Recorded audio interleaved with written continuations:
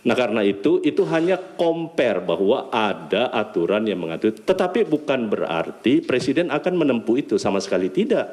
Karena bukan domain Presiden kalau menyangkut soal denda damai tadi. Itu adalah kewenangan yang diberikan kepada Jaksa Agung, ya. Tetapi sekali lagi untuk tindak pidana korupsi itu hanya sebagai pembanding bahwa ada aturan yang mengatur soal itu. Tetapi intinya teman-teman semua, bahwa keinginan kita memperbaiki Republik ini dari praktek tindak pidana korupsi kan sudah berlangsung begitu lama, sejak era reformasi. Tetapi sampai hari ini kemudian kita tidak bisa menyelesaikannya secara baik. Nah karena itu ada semangat baru yang diinginkan oleh Bapak Presiden. Silahkan kita akan bicarakan menyangkut soal mekanismenya nanti kalau toh kebijakan pengampunan itu akan diambil oleh Bapak Presiden. Tetapi sampai hari ini kita baru di Kementerian Hukum lagi menyiapkan rancangan undang-undang tentang grasi, amnesti, abolisi, dan grasi. Nanti kalau sudah selesai, kami akan sampaikan kepada kawan-kawan semua. Jadi sekali lagi terkait dengan isu denda damai tadi itu adalah hanya mengkompar menyangkut soal penyelesaian suatu tindak pidana di luar pengadilan. Itu aja intinya. Kita punya contoh-contoh yang lain. Saya rasa itu yang perlu ingin saya sampaikan kepada teman-teman. Sekali lagi ini kalaupun nanti ada yang salah mengerti dengan apa yang saya ucapkan, ya saya menyatakan saya mohon maaf. Tetapi sekali lagi itu hanya contoh atau komparasi terhadap penyelesaian tindak pidana yang terkait dengan merugikan perekonomian negara di bidang tindak pidana ekonomi dengan tindak pidana korupsi. Saya rasa itu ya. Terima kasih. Assalamualaikum warahmatullahi wabarakatuh. Saya sih membayangkannya nanti akan banyak orang korupsi diam-diam sesudah akan ketahuan mengaku. Gitu kan? Sesudah akan ketahuan mengaku. Kan Pak Prabowo inginnya sebenarnya ya, agar aset negara tidak hilang.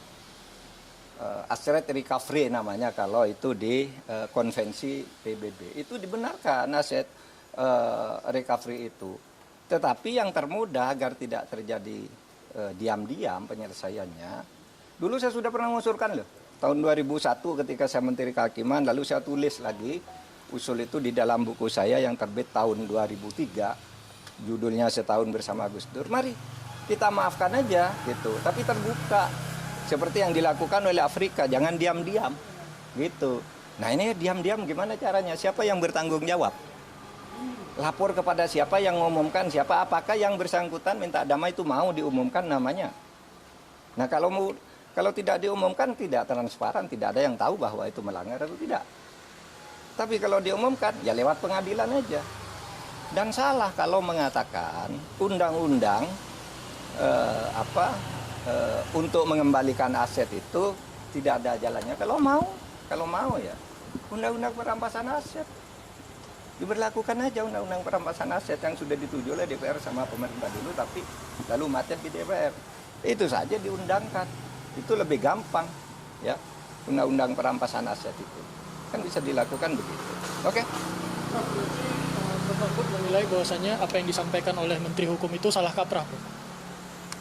Saya kira bukan salah kaprah, salah beneran. Kalau salah kaprah itu biasanya sudah dilakukan, terbiasa meskipun salah. Ini belum pernah dilakukan kok. Mana ada korupsi diselesaikan secara damai? Itu korupsi baru, namanya kolusi. Kalau diselesaikan secara damai. Dan itu sudah sering terjadi kan? Diselesaikan diam-diam antar penegak hukumnya yang ditangkap. Kalau menyelesaikan diam-diam kan banyak tuh yang terjadi.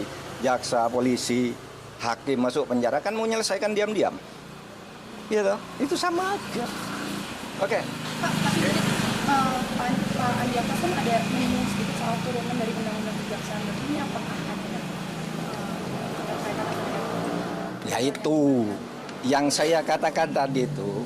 Menyebut undang-undang kejaksaan itu salah. Undang-undang kejaksaan itu mengatur tentang itu di dalam pasal 35 yang menyatakan bahwa dalam hal-hal tertentu Jaksa Agung boleh menerapkan denda damai di mana sebuah kasus itu tidak diadili asal ada perdamaian tentang jumlah yang dibayar. Itu pasal 35 menyebut bahwa itu hanya untuk tindak pidana ekonomi.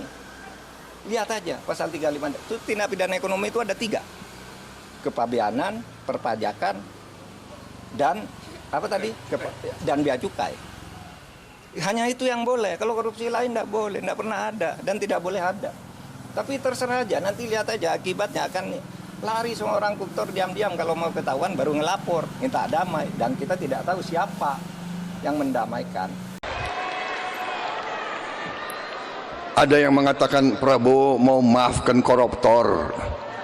Bukan begitu. Kalau koruptornya sudah tobat, bagaimana tokoh-tokoh agama? Iya kan? Orang bertobat, tapi kembalikan dong yang kau curi.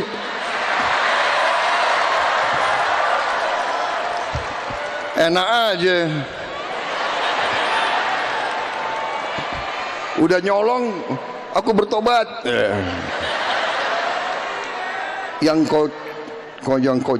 kau curi kau kembalikan. Bukan saya maafkan koruptor, tidak.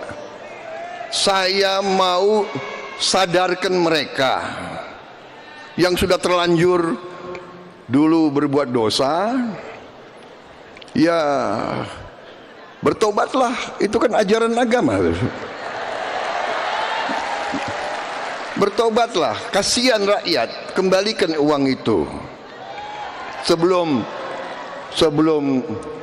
kita cari hartamu kemana, kita akan cari itu.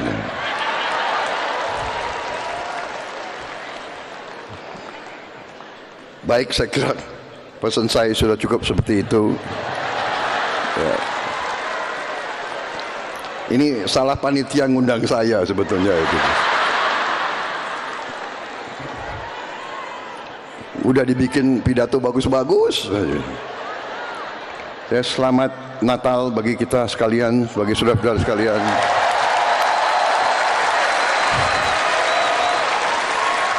Terima kasih Kapolri, terima kasih Panglima TNI, kalian telah bekerja keras. Rakyat berlibur, aparat tidak berlibur menjaga kalian semua itu.